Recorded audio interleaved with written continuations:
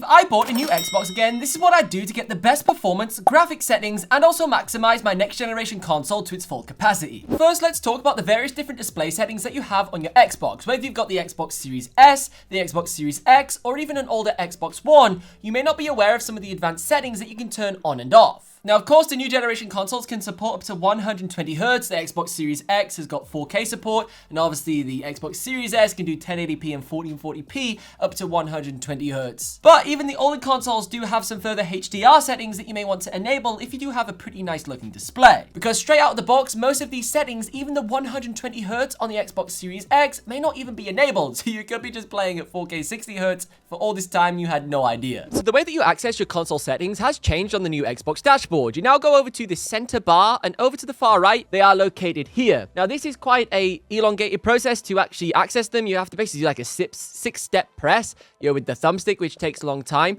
But there is actually a shortcut that you can use to access this way faster, and that's by literally pressing LT. So when you're on your first game tile, for example, we've got Diablo 4 here. If I then press LT, that will take me straight up to that top bar, and then I can jump over to the settings much quicker. Now, once you're inside of the settings, you have various submenus for accessing different aspects of your console, but you first want to go over to General and go to TV and Display Outputs. Within this submenu, you'll now be able to choose both the resolution your console will run at, either 720p, 1080p, 4K, and also the refresh rate of that screen too. So, for example, 120Hz or 60Hz. Now, this is where, depending on the hardware connections on your TV, will differ greatly on the results. So if you have a very recent OLED TV, like the Panasonic one that I recently used in my bedroom setup, that has HDMI 2.1. It's an OLED television. It's got a 4K 120Hz panel and supports HDMI 2.1, which means it can do 4K 120 without any issues. But if you have a slightly older television, maybe you have like a 4K high refresh rate panel, but it has HDMI 2.0, it can only do 4K 60, although you could set the console to 1440p. So if you do have a slightly older panel that's HDMI 2.1,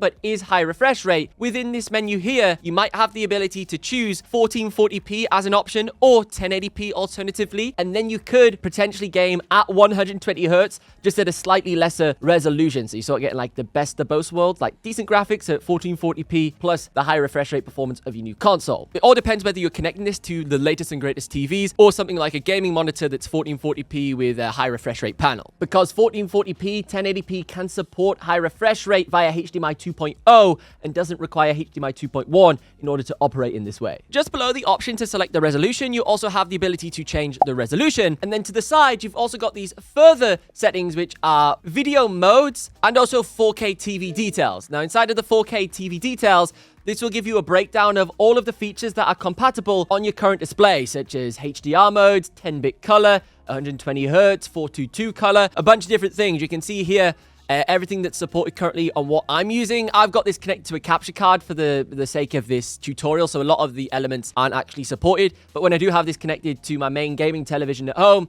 everything's pretty much good to go. Same as well inside of the video modes. This is where you will then turn these additional settings on and off, such as the Dolby Vision, the HDR, and the 10-bit color, variable refresh rate, ALM, whatever you want. Next, let's talk about saving some money when it comes to running your controllers. Now, obviously, the standard gamepads that come included with your Xbox, everyone talks about it. Oh, PlayStation's got an internal battery so you can recharge it. Obviously, you run AA batteries inside of the Xbox controllers, which is a little bit frustrating. I don't have a big deal with this one because it means if you do run out of charge, you just throw some new ones straight in and get straight back to gaming. Whereas I often actually forget to charge my PS5 controllers. So every time I come to play on it, it'll be like, oh, charge your gamepad, you've got like 1% left, and then you'll have to sit there with a cable plugged in while you play. So it isn't a perfect solution either on Sony's end. Now, of course, over the lifetime of gaming with your Xbox, you are going to burn through a whole load of batteries, which technically, I guess, could be quite expensive if you actually looked at the running cost of buying battery packs all the time. So what I actually prefer to do is, instead of using like one charge batteries like these ones, these are just some Amazon basics, I like to use rechargeable batteries on my main controllers. So this means as soon as they run out, I can just take them out, plug them into the charging socket, they go ahead and charge, they can just put a new set in of being charged and just keep playing and just keep recycling the same pair of batteries batteries. So technically it is a rechargeable controller then, just like on the PS5, and I don't constantly have to keep spending like £5-10 on new packs of batteries every couple of weeks. In the long run, this one-time purchase will save you a lot of money, and I'll leave a link down below in the video description to the Amazon packs that I use personally. Alternatively, if you've got a big budget, you could just pick yourself up something like the Xbox Series Elite 2 controller. This is the core version that it's stripped back, so it doesn't have the accessories pack like the carrying case and things like that. The only thing it's lacking is it doesn't come with these rear back paddles. You do have to purchase those separately, but this does have an internal battery as well as a bunch of pro features such as the adjustable triggers. You can change out the thumbsticks, the D-pad, and also it's got some cool controller profiles so you can customize that, and also an RGB power button that my one here, I have it set up so it's red, but you can change it to whatever color you wish. Recently, Xbox gave the dashboard a completely new look and refresh in an update, and in my personal opinion, I quite like it. Some people have complained that they think it looks a bit messy or it's got more adverts than the old one. I thought the old one just was really difficult and clunky to use. I never liked it even back on the Xbox One, transitioned over from the Xbox 360, and they never really sort of nailed it, even with the progressive upgrades that they did. But with this new one of my favorite features is the fact it has a dedicated area and tile for Xbox Game Pass. In the past, Xbox Game Pass was its own app, so you used to have to like go in the App Store and find Xbox Game Pass to boot that up to then access the library of games that you had available to you, whereas now you can just literally use different shortcuts on the back of the controller like LBRB and stuff to just scroll over to the other tile and instantly access all of those games. Along with this new update, of course, is obviously the layout of the tiles on the homepage and also how visible your background is, such as your wallpaper. Now, if you aren't aware, you can add custom wallpapers to this background on your Xbox console. This can be whatever you like. It could be pictures of you and your friends, pictures of your dog, some pictures you get off Google. But for me personally, I actually run my own Xbox wallpaper pack. This is available over on my website, link down below in the description. It's just like $5. You get like 50 wallpaper packs that work on your mobile phone, they work on your Xbox, your PC, they're 4K, and also they're the correct file format for actually working on the Xbox. They need to be a specific file size and so on, otherwise you have compatibility issues. I'll leave a link to that down below in the video description if you want to check it out and support the channel. There's a bunch of cool designs in there that are all themed after various different Xbox games, and also the color schemes on them align with the custom colors that you can apply to your Xbox console. So to go ahead and customize your dashboard, you want to go back into your settings here, and this time you want to head into the personalization tab. Once you're inside of this option, you have a couple of different options for both customizing the wallpaper and also the primary color of your console. So if you go down to my background, inside of here, you'll have the default ones such as solid colors that you can choose from, which are included from Xbox.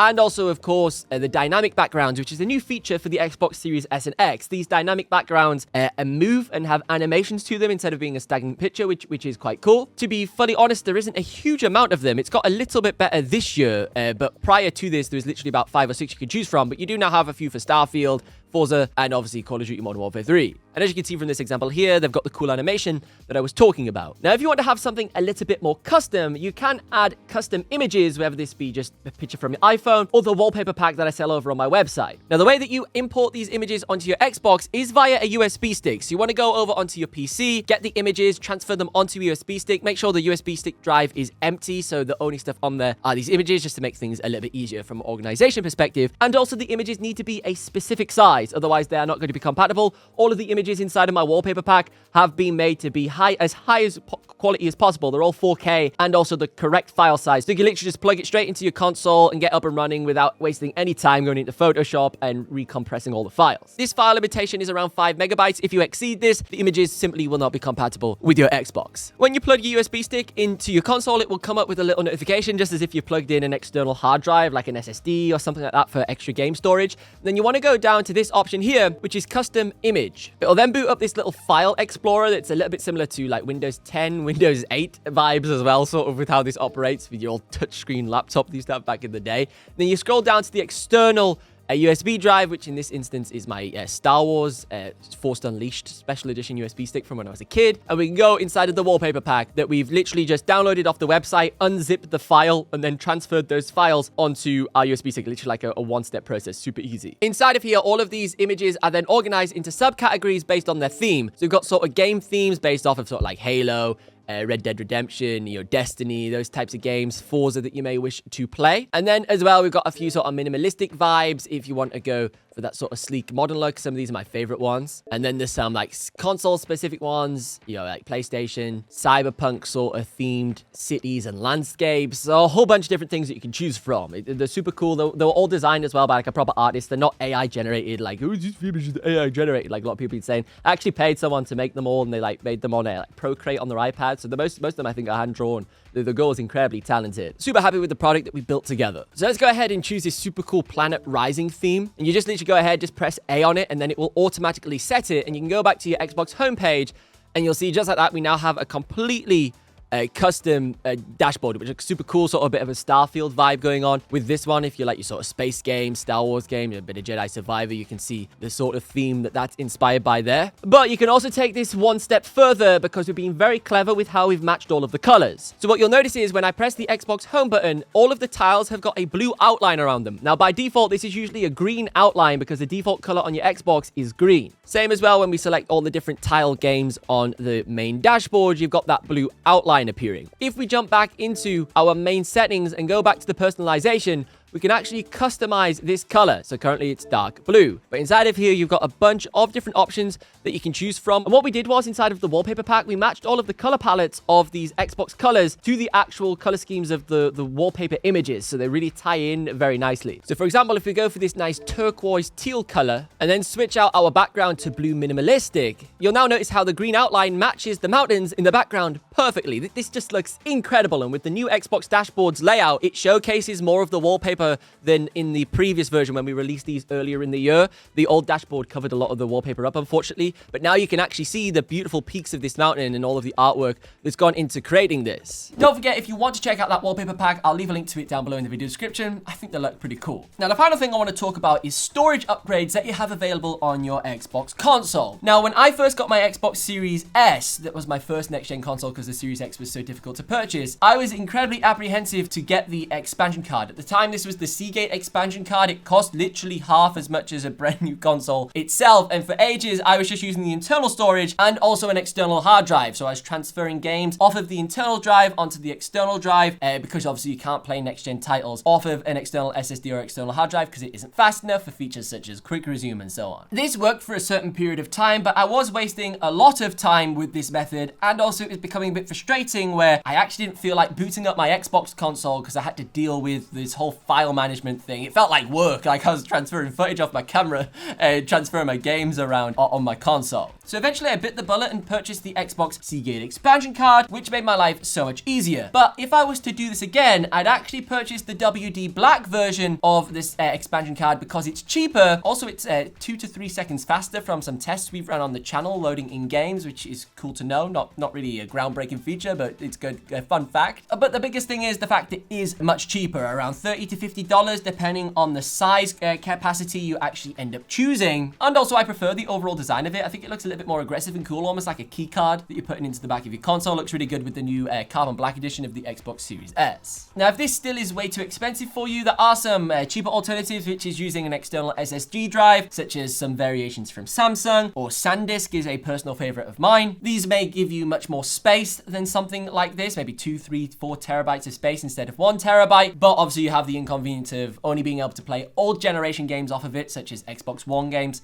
and then use it just for storage and transferring the next gen titles on and off of that drive. So these are just some of the things that I would do if I was to purchase an Xbox brand new once again, and it was my first time setting everything up. The features that I've shown you here help you personalize your console and also make it run to its fullest capabilities. But if you want to see me share even more tips for brand new Xbox players, such as shortcuts and a variety of other features that I didn't mention in this video, you should check out this video next.